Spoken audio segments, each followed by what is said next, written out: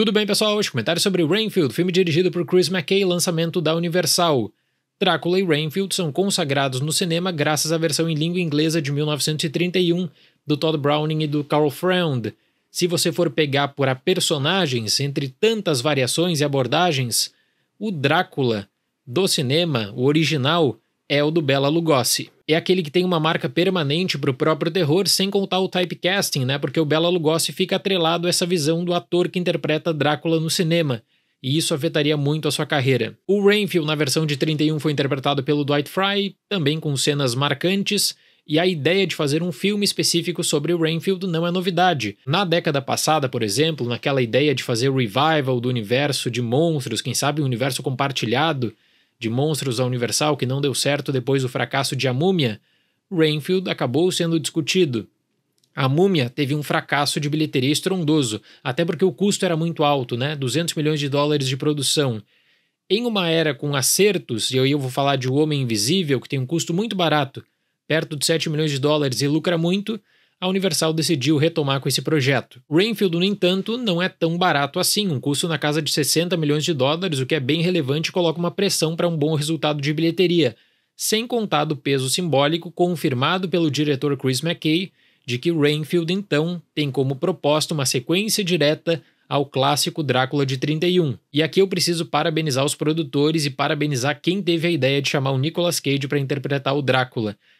O Drácula do Nicolas Cage vai pegar todo um simbolismo existente daquela vertente à la Bela Lugosi, da interpretação do Bela Lugosi de Drácula, e vai transformar isso trazendo aquele estilo Nick Cage. Eu percebo que Renfield teve um marketing bem fraco, não teve uma boa promoção, eu não sei se vai conseguir um bom resultado de bilheteria, mas enfim, eu espero que o Nicolas Cage volte a interpretar Drácula porque é o que vale a pena nesse filme mesmo. Até tem um rumor de que a produtora vai fazer uma versão de A Filha de Drácula também, e se eles forem estabelecer conexões, por exemplo, com a base de Renfield, eu fico muito mesmo na torcida para que o Nicolas Cage seja aproveitado novamente. A escolha dele é o trunfo do filme, é o que vale a pena, vale a recomendação por isso. Se você é fã do ator, eu tenho certeza absoluta que não vai se decepcionar.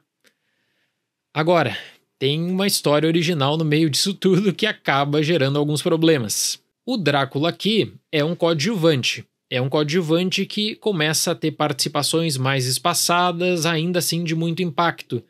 Tem toda uma narrativa original sobre departamento de polícia, romance, uma narrativa que gira em torno também de uma família do mundo do crime, que infelizmente não é boa. O que me surpreendeu positivamente é que Renfield busca estabelecer conexões diretas com o filme de 31.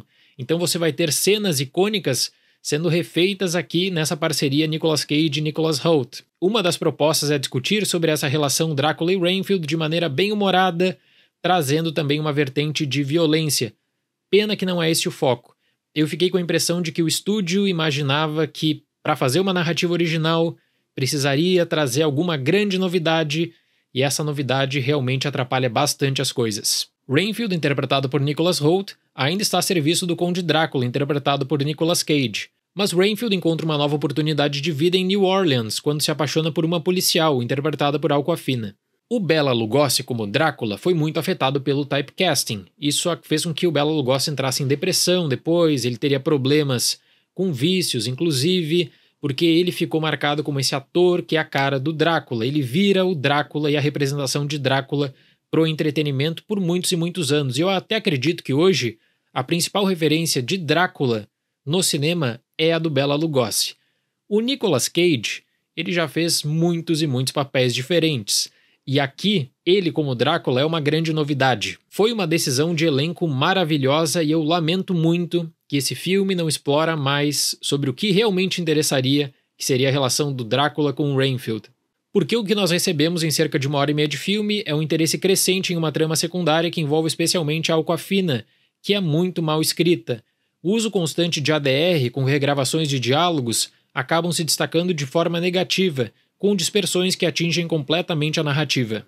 O Nicholas Hoult, para ser justo, faz um bom trabalho, mas o destaque maior é o Nicolas Cage como Drácula mesmo. Até eu fiquei me perguntando, será que durante as gravações ninguém notou que esse filme teria potencial para ter um espaço muito maior pro Drácula? Porque fica aquela coisa assim de que precisa de um romance, precisa trazer um drama, precisa trazer uma relação de risco qualquer. deixa o Drácula como uma participação especial. E eu digo isso porque existia um potencial incrível de expandir aonde o filme de 1931 estava completamente limitado muito pela censura e pela dinâmica do cinema da época. Você não poderia, por exemplo, trazer muito sangue, não poderia sequer falar e desenvolver passagens mais violentas. Isso tudo está no escopo de Renfield, mas nunca é a prioridade. Em diferentes momentos, Renfield se torna um filme mortal com o interesse de trazer soluções diferentes aos pedidos de Drácula. Também destaca o ótimo trabalho de maquiagem e a intensidade das cenas de ação, especialmente próximo à conclusão. Mas eu não consigo estabelecer uma identidade para Renfield porque é um pouco de tudo.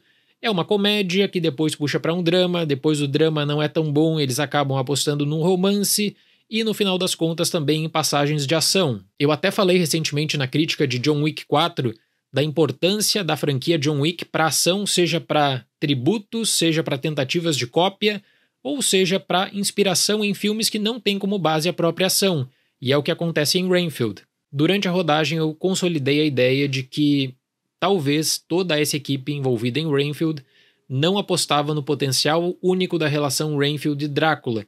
Vai ver porque existia uma onda de fracassos na década passada atrelados a grandes nomes. Só o nome Drácula, por exemplo, não venderia ingresso, por mais que exista o diferencial, né? O Drácula interpretado pelo Nicolas Cage. Então eu falo isso para ressaltar que toda a questão da reinvenção do mundo contemporâneo e do processo de adaptação também está centrado em um número de ideias muito batidas, para não falar dos vários clichês quanto à polícia, quanto à investigação, uma rede, estrutura de corrupção que nós já vimos aí milhares de vezes feita da forma como é desenvolvida em Renfield. Eu citei o uso do ADR também e deixa eu exemplificar. Tem muitas passagens que você vê que tem uma regravação por cima de diálogos, às vezes faltando até a sincronia com o próprio filme. O que isso quer dizer? Que na pós-produção provavelmente decidiram rever uma que outra subtrama para tentar fechar aí com 1h30 de duração. Imagino que muitas coisas foram cortadas, imagino que muito conteúdo sobre Renfield e Drácula foi cortado para direcionar o interesse crescente, aliás, para a personagem da Awkwafina. E mesmo que você considere, ok, a polícia é importante e a família do crime é importante para Renfield também, para lidar com esses vários gêneros que Renfield busca abraçar, eu tenho certeza que você não vai conseguir boas respostas para provocações feitas no próprio filme. No entanto, quando o foco é alternado para a relação Renfield e Drácula ou para a percepção do Drácula sobre o mundo contemporâneo, as coisas se tornam mais interessantes. Para Renfield, nota 6. A ponte passado-presente entre o filme de 31 com o Renfield, ela é bem interessante e deixa um potencial, quem sabe, futuro para outras conexões. Só tô curioso para ver a bilheteria desse filme. Existe uma pressão para um bom resultado.